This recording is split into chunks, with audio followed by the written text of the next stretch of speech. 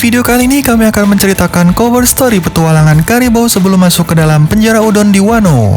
Pada akhir cerita di Pulau Manusia Ikan, Karibou berseteru dengan Pekoms, dan Karibou dikalahkan oleh Pekoms dengan 1 kali serangan. Pada saat itu, Karibou memulai petualangannya hingga sampai ke penjara udon di Wano. Sebelum membahasnya lebih lanjut, silakan subscribe dan klik tanda loncengnya agar mendapatkan notifikasi video terbaru mengenai One Piece dari Tahu Kimos.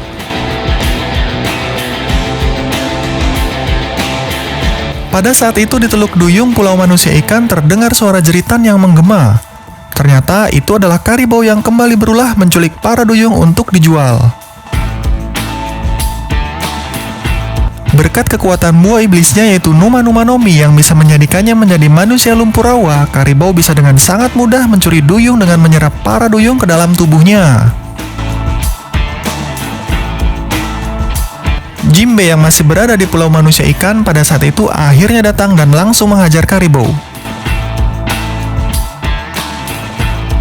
Lalu Jinbe menangkap Karibou untuk membawanya pergi dari Pulau Manusia Ikan. Jinbe pun berpamitan kepada penduduk Pulau Manusia Ikan. Jinbe menggunakan sekoci yang sudah dilapisi balon udara dan Karibou dimasukkan ke dalam tong barel. Saat perjalanan di dalam laut, tiba-tiba kelompok bajak laut Karibou datang dan ingin menyelamatkan sang kapten yaitu Karibou. Dan Karibou pun berteriak meminta pertolongan ke anak buahnya.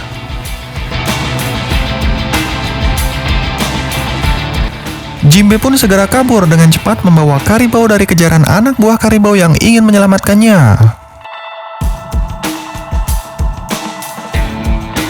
Jinbe dan Karibou akhirnya sampai di markas cabang Angkatan Laut G5 yang berantakan. Akhirnya Jinbe meninggalkan dan menyerahkan Karibou kepada Angkatan Laut G5. Angkatan Laut G5 terkenal akan kebrutalannya. Mereka suka menyiksa para bajak laut dengan membakar, menusuk, dan menggantung. Ketika Karibou akan dieksekusi dengan cara dibakar oleh G5, tiba-tiba anggota bajak laut Karibou datang untuk menyelamatkan Kapten Karibou.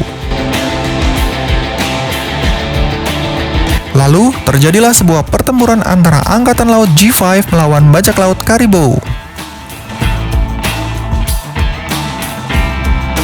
Karibou yang hampir saja mati terbakar akhirnya berhasil diselamatkan oleh kelompok bajak lautnya.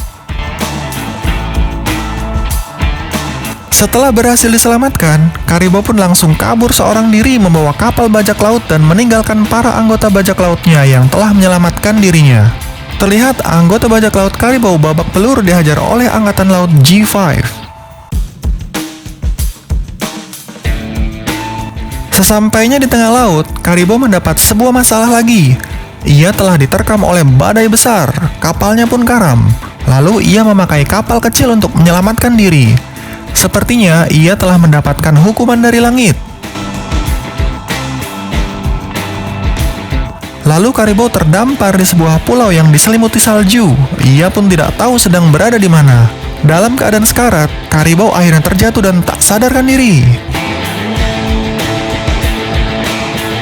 Saat dirinya tersadar, tiba-tiba ia sudah berada di rumah warga dan didampingi oleh nenek tua. Dia telah ditolong dan dirawat oleh nenek tersebut. Saat nenek tua itu tertidur pulas, Karibou malah diam-diam mencuri perhiasan nenek itu sambil memakan pai daging yang enak. Padahal nenek itu telah menolongnya. Karibou sungguh orang yang licik dan tidak tahu berterima kasih. Setelah nenek tua itu terbangun dari tidurnya, tiba-tiba dia memberikan bekal makanan pai daging untuk Karibou dan menunjukkan ke arah pelabuhan. Karibou pun masih kebingungan dengan apa yang sebenarnya terjadi. Lalu di tengah-tengah perjalanan menuju pelabuhan, tiba-tiba Karibou bertemu dengan para tentara. Lalu mereka memanggil Karibou dengan panggilan Komandan Gaburu. Para tentara terlihat sangat senang. Karibou terlihat masih kebingungan dengan hal itu. Tiba-tiba si nenek tua datang dan mengusir para tentara tersebut dengan melemparkan batu. Lalu Karibou melanjutkan perjalanannya menuju pelabuhan dan nenek tua mengucapkan salam perpisahan pada Karibou. Di saat perjalanan menuju pelabuhan, Karibo melihat banyak tentara misterius yang memanggil-manggil nama Gaburu. Karibo pun bersembunyi sambil memakan kue pai daging pemberian nenek tua tadi. Lalu Karibo mencoba untuk mencari tahu sebenarnya apa yang sedang terjadi di pulau ini. Dan dia masuk menyelinap ke dalam sebuah pabrik yang di dalamnya sedang memproduksi senjata. Ternyata para tentara misterius itu adalah pasukan revolusi para buruh yang bekerja di pabrik pembuatan senjata. Dengan mengibarkan bendera yang bergambar Komandan Gaburu, mereka mendeklarasikan revolusi karena mempercayai bahwa Komandan Gaburu sang revolusi telah kembali. Padahal itu adalah Karibo yang kebetulan sangat mirip dengan komandan mereka. Sekarang Karibo pun telah mengerti kenapa dia dicari-cari dan dipanggil dengan sebutan Komandan Gaburu. Saat mendeklarasikan revolusi pemberontakan para buruh, tiba-tiba pasukan revolusi buruh diserang oleh sosok Cyborg dan pasukannya. Cyborg itu bernama Scott. Dia menghentikan pemberontakan yang dilakukan oleh pasukan revolusi buruh. Scott dan pasukannya berhasil membereskan sekumpulan revolusi buruh dan membakar rumah para warga. Bendera Gaburu pun ikut dibakar. Lalu Karibo mencoba kabur bersembunyi dari pasukan Scott dan kembali ke rumah nenek. Karibo kaget karena melihat si nenek sudah jatuh pingsan dengan foto di sampingnya. Rumah nenek itu nampaknya sudah mulai terbakar. Lalu Karibo melihat foto tersebut dan ternyata si nenek tua itu adalah neneknya Komandan Gaburu yang mirip dengan Karibo. Terlihat foto Gaburu sedang memakan kue pai daging. Ia sangat menyukai kue pai daging, begitupun Karibo.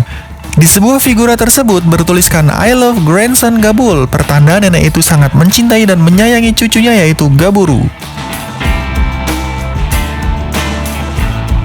Tiba-tiba nenek terbangun dari pingsannya, lalu menyuruh Karibo untuk segera kabur dari situ dan berpesan agar tidak bertempur lagi. Si nenek menganggap itu adalah cucu yang bernama Gaburu, padahal itu adalah Karibo. Lalu tiba-tiba Scott dan anak buah Kaido datang menerobos ke dalam rumah nenek. Si nenek pun jatuh terpental akibat serangannya. Karibo pun kaget akan hal itu. Si nenek bersikeras menghadap Scott agar tidak menangkap cucunya dan menyuruh cucunya itu untuk kabur. Karibo pun akhirnya kabur meninggalkan nenek itu sambil mengatakan, "Baiklah jika kau bersikeras menyuruhku untuk kabur." Berkat si nenek, Karibo akhirnya berhasil kabur dan lari dari kejaran Scott. Sesampainya di pelabuhan, Karibo malah bertemu dengan anak buahnya yang waktu itu ditinggalkan di markas G5. Nampaknya anak buah Karibo telah selamat dari G5 dan berhasil mencuri kapal milik G5. Anak buahnya sangat setia sekali kepada Karibo walaupun telah dihianati dan ditinggal oleh Karibo. Kelompok bajak laut Karibo sangat senang karena telah dipertemukan kembali dengan kaptennya yaitu Karibo. Lalu salah satu saudara Karibo masih ingat pesan nenek kalau saudara harus selalu bersama dan damai. Di tempat lain, Scott telah menangkap si nenek Gaburu dan menjadikannya sebagai contoh kepada orang-orang yang melakukan pemberontakan. Tiba-tiba muncul kapal angkatan laut di depan mereka. Scott pun kaget akan hal itu. Siapakah mereka? Ternyata itu adalah Karibo dan anak buahnya. Bajak laut Karibo menggunakan simbol-simbol pasukan pemberontakan agar terlihat seolah-olah bahwa Gaburu telah kembali dan siap untuk melakukan revolusi pemberontakan. Para pasukan pemberontak dan si nenek pun sangat terharu melihatnya. Terjadilah pertempuran besar antara bajak laut Karibo dan anggota Kaido. Bajak laut Karibo melakukan perlawanan untuk membebaskan si nenek dan para buruh. Akhirnya, Karibo berhasil mengalahkan Scott dengan kekuatan buah iblisnya. Scott ditelan oleh kekuatan rawa milik Karibo. Karibo kembali beraksi dengan menelan pabrik senjata milik Kaido. Semua orang bersorak untuk sebuah kemenangan. sedangkan sang nenek hanya terdiam melihatnya. Karibo akhirnya berhasil menelan pabrik senjata milik Kaido dan membebaskan para buruh. Semua orang bersorak-sorak atas kemenangan mereka. Karibo lalu dianggap sebagai sang pahlawan revolusi para buruh. Bendera komandan Gaburu pun berkibar lagi. Tiba-tiba ada sosok dinosaurus muncul menyerang mereka yang sedang merayakan kemenangan. Dinosaurus itu ternyata adalah X-Drake. X-Drake yang pada saat itu telah menjadi bawahan Kaido langsung menyeret Karibo untuk ditangkap. Terlihat semua pasukan revolusi pemberontak telah tumbang dan yang tersisa hanya tinggal si nenek. Sebelum Karibo ditangkap, si nenek memberikan bekal kue pai daging terakhir karena telah mengorbankan dirinya. Sungguh nenek yang sangat sayang pada cucunya. Anggota bajak laut Karibo dan anggota pasukan revolusi buruh hanya bisa hormat dan bersedih melihat kepergian Karibo. Mereka tidak bisa bertindak lagi karena sudah dikalahkan. Akhirnya Karibo meninggalkan pulau itu. Dia dibawa oleh X-Drake ke Wano untuk dijebloskan ke penjara Udon. Karibo lalu mengucapkan salam perpisahan dan berpesan kepada nenek. Panjang umur ya nek, dan tetap sehat. Karibo kini telah menjadi legenda. Ia dikenang sebagai Gaburu sang komandan pasukan revolusi para buruh. Si nenek pun terngiang pengorbanan besar yang dilakukan oleh Karibo. Saat si nenek akan disakiti oleh X-Drake, Karibo langsung menghadangnya agar si nenek tidak disakiti. Sungguh pengorbanan yang mengharukan. Si nenek pun akhirnya sadar kalau Karibo bukanlah Gaburu, cucunya, melainkan dia adalah bajak laut Karibo yang manis seperti cucunya. Sebagai tanda terima kasih, si nenek membuat sebuah makam untuk Karibo dan berdoa untuk Karibo. Para anggota bajak laut Karibo pun kaget melihatnya. Begitulah cerita petualangan Karibo hingga akhirnya menjadi legenda komandan pasukan revolusi para buruh dan dijebloskan ke penjara Udon di Wano. Bila kalian punya pendapat lain, silahkan tulis di kolom komentar. Terima kasih sudah mampir ke channel Tahu Kimos. Jika video ini bermanfaat, silahkan like, share, dan subscribe. Sampai jumpa di video berikutnya.